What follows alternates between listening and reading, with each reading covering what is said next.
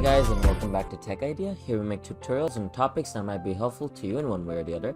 And today I'm going to be showing you guys on how you can get XP real fast. Now I do have my desktop audio turned off because apparently they copyright desktop audios in Fortnite, and I don't want one of these guys to start dancing, to one of those icon musics and then getting the video copyright. So as you can see, this location is unknown, right?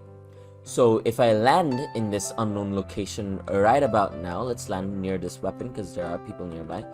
Now, if I land right here on this unknown location, as you can see, boom. We just got some XP, 10,000 XP right over there. And if you also, where are all these chests? I see one right there.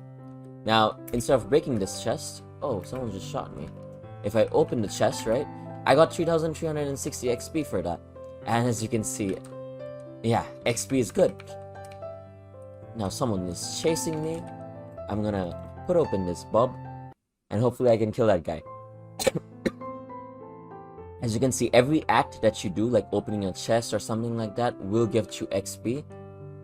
So just keep on, playing the game and open chests and stuff like that, and you should be getting XP just like that. That's about it. So I hope you found this video helpful.